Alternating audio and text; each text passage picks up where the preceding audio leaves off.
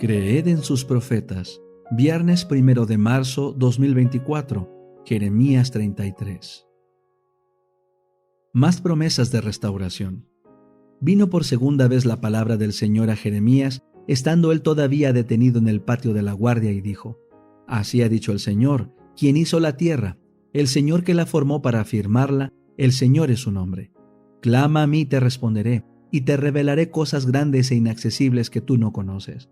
Porque así ha dicho el Señor Dios de Israel acerca de las casas de esta ciudad y de las casas de los reyes de Judá, que fueron derribadas para construir defensas contra los terraplenes y la espada.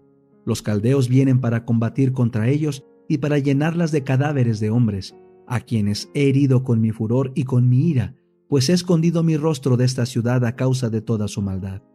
He aquí que yo les traeré medicina y sanidad. Yo los sanaré y les revelaré tiempos de paz y de verdad.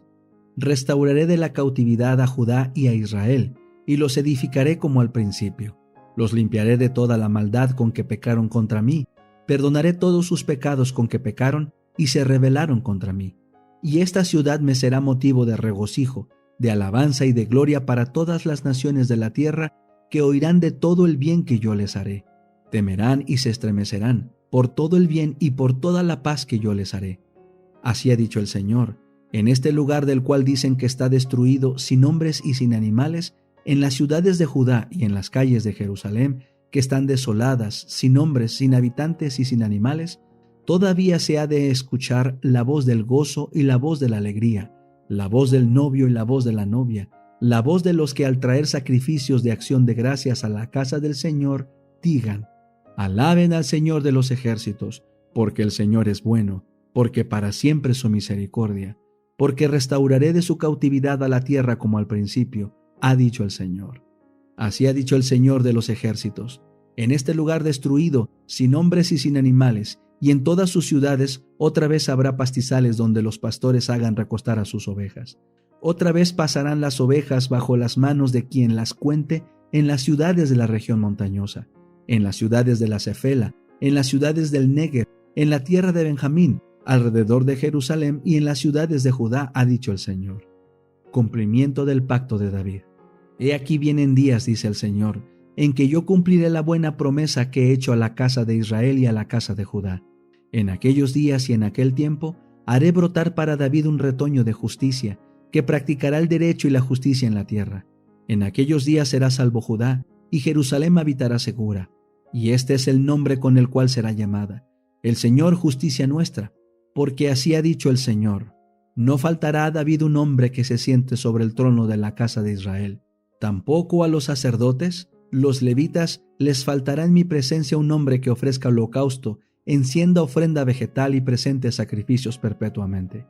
Vino a Jeremías la palabra del Señor diciendo: así ha dicho el Señor: si pueden invalidar mi pacto con el día y mi pacto con la noche, de modo que no haya día ni noche a su tiempo, entonces también podrá ser invalidado mi pacto con mi siervo David, para que deje de tener un hijo que reine sobre su trono, y mi pacto con los levitas, los sacerdotes que me sirven. Como no puede ser contado el ejército del cielo, ni se pueden medir la arena del mar, así multiplicaré la descendencia de mi siervo David, y de los levitas que me sirven. Vino a Jeremías la palabra del Señor diciendo: ¿no has observado lo que ha hablado este pueblo diciendo: el Señor ha desechado a las dos familias que escogió? Han tenido en poco a mi pueblo hasta no considerarlo más como nación. Así ha dicho el Señor: si no he establecido mi pacto con el día y la noche, y si no he puesto las leyes del cielo y de la tierra, entonces desecharé la descendencia de Jacob, y a mi siervo David, para no tomar de su descendencia quien gobierne la descendencia de Abraham, de Isaac y de Jacob, porque los restauraré de su cautividad y tendré de ellos misericordia. El deseado de todas las gentes. Capítulo 14. Hemos hallado al Mesías. El siguiente día quiso Jesús ir a Galilea y halla a Felipe, al cual dijo: sígueme. Felipe obedeció al mandato y enseguida se puso también a trabajar para Cristo. Felipe llamó a Natanael. Este último había estado entre la muchedumbre cuando el Bautista señaló a Jesús como el Cordero de Dios. Al mirar a Jesús, Natanael quedó desilusionado. ¿Podía ser el Mesías este hombre que llevaba señales de pobreza y de trabajo? Sin embargo, Natanael no podía decidirse a rechazar a Jesús, porque el mensaje de Juan le había convencido en su corazón. Cuando Felipe lo llamó, Natanael se había retirado a un tranquilo huerto para meditar sobre el anuncio de Juan y las profecías concernientes al Mesías. Estaba rogando a Dios que si el que había sido anunciado por Juan era el libertador, se lo diese a conocer, y el Espíritu Santo descendió para impartirle la seguridad de que Dios había visitado a su pueblo y le había suscitado un cuerno de salvación. Felipe sabía que su amigo Natanael escudriñaba las profecías, y lo descubrió en su lugar de retiro mientras oraba debajo de una higuera, donde muchas veces habían orado juntos, ocultos por el follaje. El mensaje, hemos hallado aquel de quien escribió Moisés en la ley y los profetas, pareció a Natanael una respuesta directa a su oración. Pero la fe de Felipe era aún vacilante. Añadió con cierta duda: Jesús, el hijo de José de Nazaret. Los prejuicios volvieron a levantarse en el corazón de Natanael. Exclamó: ¿de Nazaret puede haber algo de bueno? Felipe no entró en controversia. Dijo: ven y ve. Jesús vio venir hacia Natanael y le dijo de él: he aquí un verdadero israelita en el cual no hay engaño. Sorprendido, Natanael exclamó: ¿de dónde me conoces? Respondió Jesús y díjole: antes que Felipe te llamara, cuando estabas debajo de la higuera, te vi. Esto fue suficiente.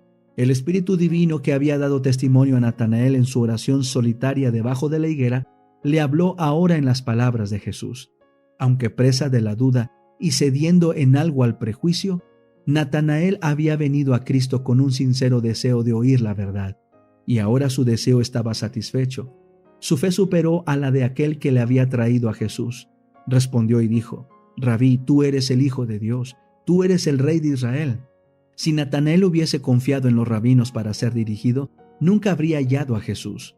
Viendo y juzgando por sí mismo, fue como llegó a ser discípulo.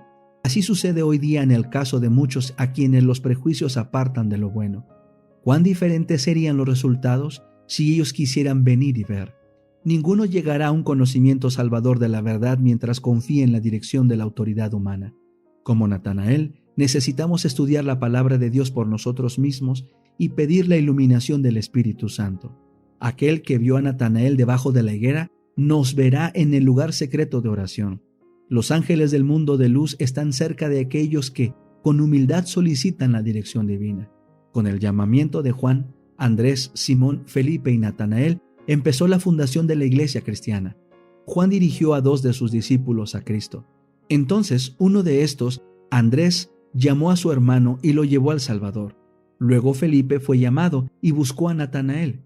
Estos ejemplos deben enseñarnos la importancia del esfuerzo personal, de dirigir llamamientos directos a nuestros parientes, amigos y vecinos. Hay quienes durante toda la vida han profesado conocer a Cristo y sin embargo no han hecho nunca un esfuerzo personal para traer siquiera un alma al Salvador.